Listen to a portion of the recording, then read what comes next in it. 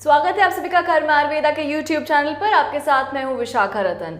इस चैनल पर आप किडनी से जुड़ी हर तरह की जानकारी आसानी से ले सकते हैं। जैसा कि आप लोग जानते हैं कि हम किडनी से जुड़ी जरूरी डाइट की जानकारी के लिए एक खास पेशकश आपके लिए लेकर आते हैं और इसी के लिए हमारे साथ डाइटिशियन श्रेया मौजूद है। स्वागत है आपका। Thank you Vishakha. आज का हमारा टॉपिक है कि किस तरह की किडनी डाइट को फॉलो करके आप अपनी किडनी फंक्शनिंग को इम्प्रूव कर सकते हैं। किडनी का काम ब्लड से वेस्ट मटेरियल को फिल्टर करना होता है। अगर आप हेल्दी फूड कंज्यूम करते हैं तो किडनी बेटर तरीके से काम करती है। तो जैसा कि श्रेया ने हमें पिछली वीडियोस में पहले भी बताया कि किडनी खराब होने के मेनली दो कारण होते हैं, हाई बीपी और हाई शुगर लेवल। लेकिन अगर हम हेल्दी फूड कंज्यूम करें तो इससे किडनी हेल्दी बनी रहती है। तो श्रेया, सबसे पहला सवाल आपसे ये होगा कि वेजिटेबल्स किस तरह के कंज्यूम करे जाए जिससे किडनी फंक्शनिंग इंप्रूव हो।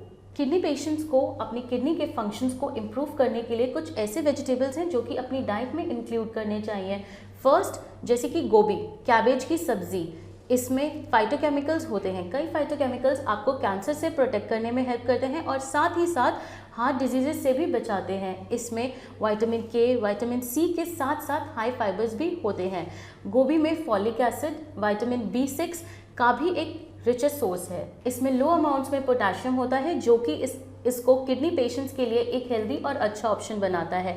आप इसको सैलेड के रूप में भी ले सकते हैं और इसे उबाल कर भी खा सकते हैं। यही नहीं, दूसरी वेजिटेबल्स के साथ मिक्स करके भी आप इसे ले सकते हैं।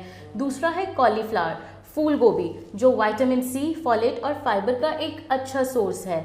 ये इंडोल्स, ग्लाइकोइंसुलेट्स और थियोसिनेट्स कंपाउंड से भरा हुआ है और किडनी को टॉक्सिन होने से बचाता है। आप इसका सेवन मसालों जैसे हल्दी, काले मिर्च के साथ उबाल कर भी खा सकते हैं। पेशेंट्स ऐसे दूसरी वेजिटेबल्स के साथ मिक्स करके भी खा सकते हैं जैसे कि आलू। लास्ट है रेड बेल पेपर्स। ये लो पोटेशियम होती हैं और ये टेस्ट में भी अच्छी होती हैं, लेकिन सिर्फ यही एक रीज़न नहीं है जो कि इसको किडनी डाइट के लिए सही बनाता है। ये विटामिन सी और विटामिन ए का भी एक अच्छा सोर्स है। साथ ही साथ इसमें विटामिन B6, फॉलिक एसिड और फाइबर भी होता है। रेड बेल पेपर में लाइकोपीन होता है जो कि एक एंटीऑक्सीडेंट है जो आपको कुछ कैंसर की टाइप से बचा सकता है। आप बेल पेपर को स्नैक्स या एपेटाइजर्स के साथ खा सकते हैं या आप इसे टूना या चिकन सैलेड में भी मिलाकर खा सकते हैं। आप मिर्च भूनकर भी ले सकते हैं। इसी तरह आप वेजिटेबल्स में खीरा, ककड़ी, बैंगन, गाजर का भी सेवन कर सकते हैं। तो ये तो बात हुई वेजिटेबल्स की। किडनी फंक्शनिंग को इम्प्रूव करने के लिए कौन कौन से फ्रूट्स हैं जो कि खा सकते हैं? पेशेंट्स अपने किडनी फंक्शन को इम्प्रूव करने के लिए लो पोटेशियम फ्रूट्स चूज करें, जैसे कि आड़ू, अंगूर, सेब, तरबूज, ब्लूबेरीज, ब्लैकबेरीज, रेसबेरीज, स्ट्रॉबेरीज एक्सेट्रा। तो ये तो बात हुई फ्रूट्स की। अब आपसे जानना चाहेंगे कि किडनी फंक्शनिंग को इम्प्रूव करने के लिए कितनी क्वांटिटी में लिक्विड्स लेने चाहिए, किस अमाउंट में लिक्विड को कंज्यूम करना चाहिए? किडनी पेशेंट्स को ज़्यादा लिक्विड का इंटेक नहीं करना चाहिए। नेशनल किडनी फाउंडेशन आपको यही सलाह देता है कि किडनी पेशेंट्स को अगर अपनी किडनी को हेल्दी रखना है तो उन्हें लिमिटेड अमाउंट में लिक्विड लेना चाहिए। वैसे डॉक्टर इसमें मेल्स को 13 कप लिक्विड की और फीमेल्स को 9 कप लिक्विड की सलाह देते हैं।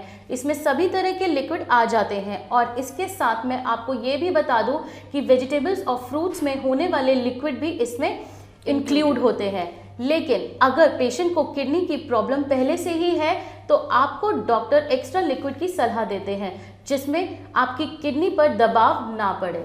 जब लिक्विड का सेवन कम होता है तो यूरिन का अमाउंट भी कम हो जाता है जिससे वेस्ट मटेरियल्स बाहर नहीं निकल पाते हैं और इससे किडनी की कई बीमारी होने का खतरा होता है। According to Institute of Medicine, male और फीमेल्स के लिए लिक्विड का सेवन लगभग 3.7 लीटर्स और 2.7 लीटर्स डेली होना चाहिए। तो ये तो आपने बताया कि जो लिक्विड्स हैं उनको कितनी क्वांटिटी में लेना चाहिए। मेल्स के लिए है 13 कप और फीमेल के लिए 9 कप।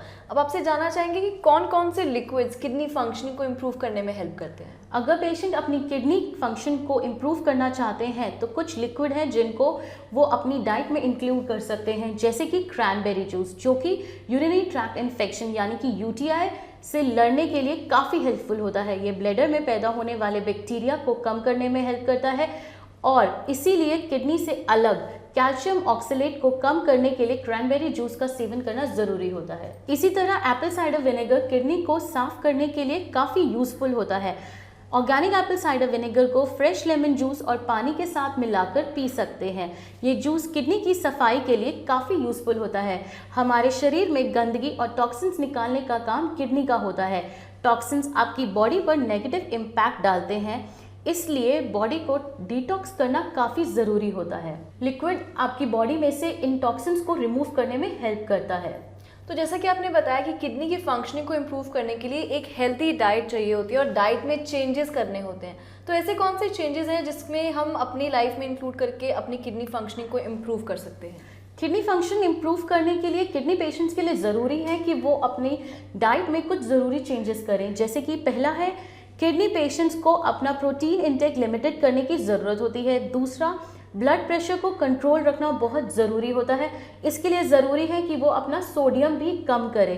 तीसरा है कि वो फ्रोज़न फ्रूट्स और केन फ्रूट से बचे। और आखिरी में हाई फॉस्फोरस का इंटेक भी कम करे। तो ये थी किडनी फंक्शन इंप्रूवमेंट की डाइट से जुड़ी ज़रूरी जानकारी। धन्यवाद श्रेया बहुत बहुत हमारे साथ इस शो पर जुड़ने के लिए।